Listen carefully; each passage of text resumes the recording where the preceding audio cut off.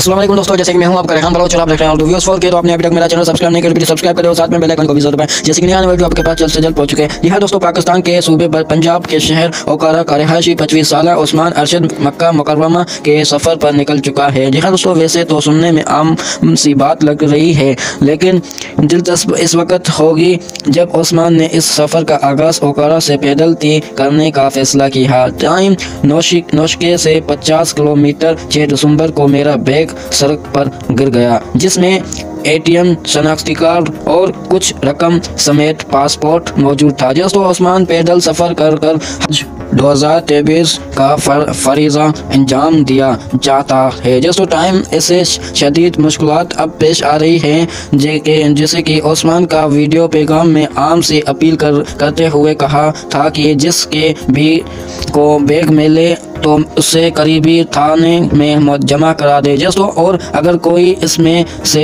पैसे भी लेना चाहता है तो ले मगर पासपोर्ट और दीगर ज़रूरी चीज़ें दे दें। यहाँ दोस्तों, जैसे कि उस्मान को पैदल हज के सफ़र का ख्याल इस वक्त आया जब उन्होंने ओकारा शहर से खंजराब पास तक का सफ़र पैदल किया। उस सफ़र में उस्मान को तकरीबन 36 दिन लगे थे। इससे सफ़र के दौरान उस्मान को मदीना और मक्का पैदल सफ़र किया का ख्याल आया था। दोस्तों, उस्मान का कहना था कि खंजराब पास से आने के बाद मुझे ख्याल आया कि यह बहुत अच्छा आइडिया हो सकता है दोस्तों, और फिर तय कर लिया कि पैदल का मक्का सफ़र तय करना है। दोस्तों, मैंने मक्का सूरत हाल का जायज़ा लिया और सफ़र का आगाज़ कर दिया। दोस्तों, उस्मान के सफ़र के शुरुआत 1 अक्टूबर को हुई थी, जब हज से कई माह पहले सफ़र पर निकलने वाले इस नौजवान हाजी का कहना था कि पहले इसलिए निकल रहा हूँ ताकि कुवैत,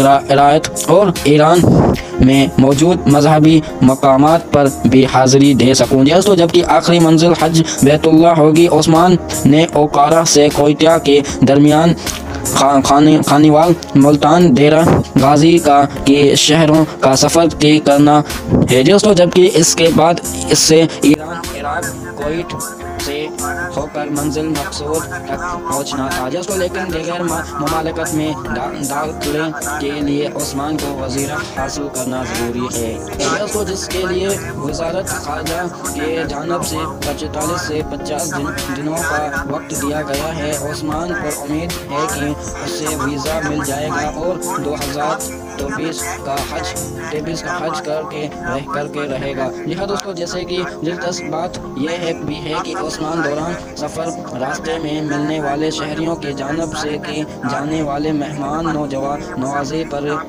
है दोस्तों मंजहर हो गया, जबकि जहाँ कहीं आराम मिसरा आया, नींद पूरी कर गया दोस्तों। हज की नीयत से जाने वाले उस्मान को तकरीबन 4 माह से ज़्यादा का अरसा लग सकता था दोस्तों, जबकि इस सबब में उस्मान का कहना था कि 10.5 लाख पाकिस्तानी रुपए लग सकते थे दोस्तों। जैसे कि ये वीडियो आपने पूरी देख लिया तो आपने अपने मेरा चैनल सब्सक्राइब कर दें और साथ में बेल आइकन जरूर दबाएं। तो इंशाल्लाह इस वीडियो में आपको ज़्यादा उम्मीद मिलेगी। इंशाल्लाह नेक्स्ट वीडियो में आपसे मुलाकात।